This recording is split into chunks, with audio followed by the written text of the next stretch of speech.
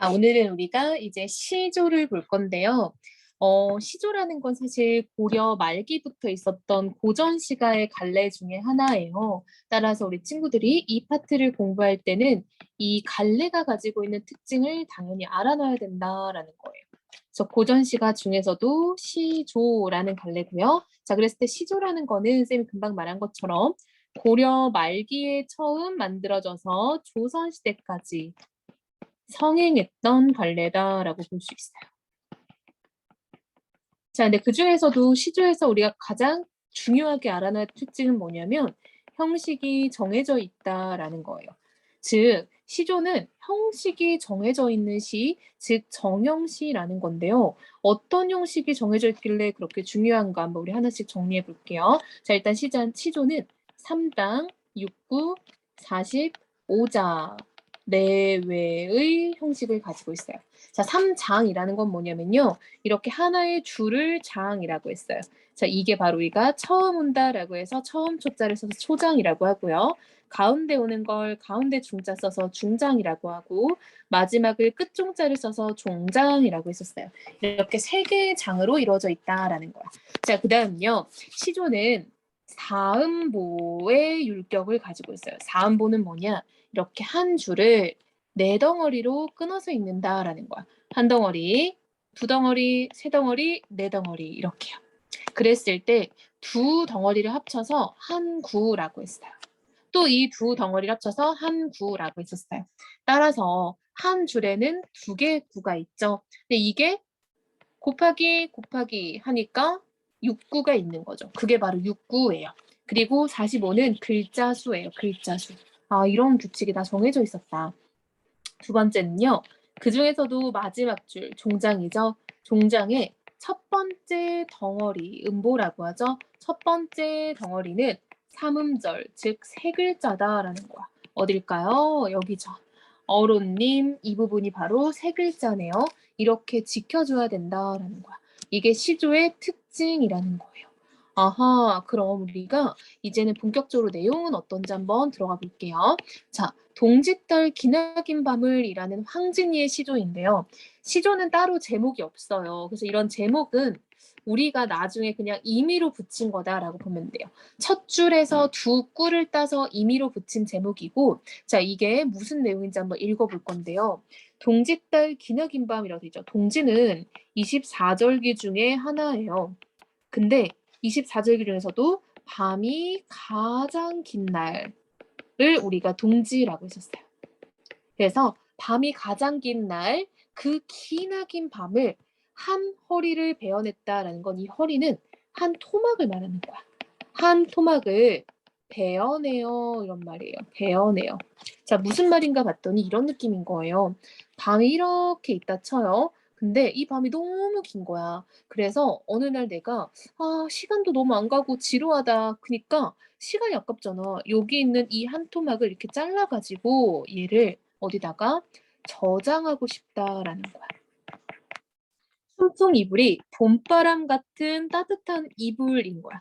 봄바람 같은 따뜻한 이불 아래 서리서리 넣었다가 뭐를요? 이 밤 한 토막 잘라낸 것을 여기다가 숨겨 넣었다가 이 말인 거야.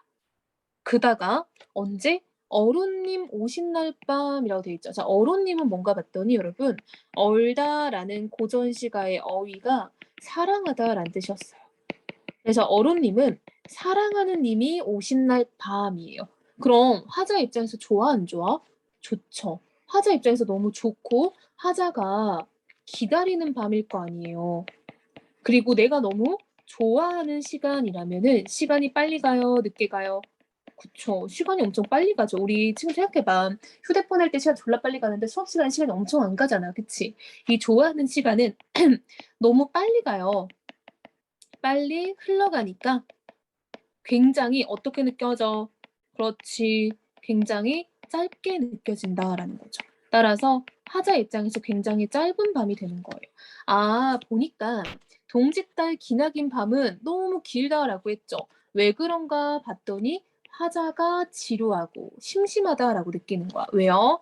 아하, 화자가 어른님, 즉 사랑하는 님이 없으니까 너무 지루한 거야. 그쵸? 사랑하는 님이 부재하니까 너무 지루하고 어른님 오신 날 밤은 얘가 왔으니까 너무 좋아서 짧고 아 이런 시구나 이렇게 시어의 대립이 지금 생기고 있죠. 그래서 화자는 어른님이 오신 날 밤은 시간이 너무 짧으니까 이때 잘라놨던 것을 여기다가 붙여서 쓰고 싶다라는 인식을 표현하는 거예요. 아하, 됐어요? 자, 근데 우리가 여기서 하나 중요하게 봐야 될 게 있어요. 자, 이 부분 한번 볼까요? 자, 동짓달 긴 밤을 한 허리를 베어내어라고 했죠. 자, 근데 우리가 보통 밤이라는 건 형상이 따로 없기 때문에 추상적인 개념이다. 즉, 관념이다라고 해요. 밤은 형상이 따로 없어서 추상적인데 그것을 한 토막을 잘라낸다라고 하니까 시각적으로 형상화가 된다라는 거죠. 그러니까 밤이라는 게 원래는 눈에 안 보이고 모양이 없는 건데 그 밤을 토막 자른다고 하니까 아 왠지 이런 그림일 것 같은데 라고 생각이 들잖아요. 그래서 아 이렇게 표현을 한 걸 우리가 추상적 관념의 구체화라고 해요. 얘는 시에다 이제 선택지에다 5개를 주고 같은 표현 기법이 쓰였냐 안 쓰였냐 이걸 많이 물어봐요. 친구들이 꼭 알아놔야 되는 거고요. 자, 두 번째 하나만 더 봅시다. 여기 있는 서리서리나 구비구비 같은 건 우리가 음성 상징어라고 해요. 자, 우리 이런 것들을 의성어나 의태어, 즉 음성 상징어라고 하는데요. 이게 다 고유어예요. 따라서 우리말의 아름다움을 표현하는 음성 상징어다라는 거죠. 됐어요? 그래서 우리가 시조 하나를 배웠네요. 자, 우리가 하나 더 이어서 배워볼게요. 님이 오마 학원을, 자, 여러분 얘도 시조예요. 근데 뭔가 좀 다르죠? 왜 다른가 봤더니 얘는 사설시조예요. 사설시조. 자, 사설시조는 뭐냐? 조선 후기에 주로 평민층이 창작에 가담하여 만들었다라고 볼 수 있어요. 그래서 이러한 사설시조는 초장이나 중장, 즉 첫 번째 줄이나 두 번째 줄이 굉장히 길어진다. 길장자죠. 길어지는 경향이 있다. 그래서 장형화라고 할 수 있어요. 그럼 평민층이 썼기 때문에 비교적 이야기가 좀 쉽고 조금은 어렵지 않은 포인트들 그리고 또 약간 좀 평민의 마음이다 보니까 양반들보다는 좀 무겁지 않고 가벼운 면이 좀 있어요. 그래서 뭔가 한번 볼게요. 자, 님이 오마 학원을 이런 거야 봐. 님이 온다고 하니까 이 말인 거야. 아, 화자는 님이 온다라는 소식을 접했나 봐. 그래서 나는 너무 좋은 나머지 저녁밥을 일찍 지어 먹고, 그쵸? 저녁밥 일찍 지어 먹고, 중문 나서 대문 나가. 그러니까 문 하나 열고, 두 번째 문 열고, 이런 거야. 그 다음, 지방 위에 치달아 앉아. 지방은 우리 문지방이라고 하잖아요. 그러니까 문턱이에요. 문턱 위에 치달아 앉아. 이수로 가액하고라는 거는 이렇게 손을 올려서 이마에다 올리고, 이렇게 사람이 오나 안 오나 보는 모습이에요. 오는가 가는가 건넌산을 바라보니 즉 누가? 님이 오나 하고 건넌산을 바라보니 검어웻들이 서 있거늘 아 뭔가 거뭇거뭇하고 희끄무리한 거 검고 하얀 것이 서 있길래 저게 님이구나라고 생각을 했대요. 아 화자가요 이 검어웻들을 보고 님이 왔다라고 생각을 했대. 자, 이어서 볼게요. 보선버섯 품에 품고 신버섯 손에 쥐고 자, 양말이에요. 보선은 그 당시 양말인데 양말을 벗어서 품에 품고 신발을 벗어서 손에 쥐고 곰비님비, 님비곰비, 천방지방, 지방천방이라고 해서 이게 다 여러분 음성상징어예요. 음성상징어. 그러니까 한마디로 헐레버떡, 허둥지둥 막 이런 느낌인 거야.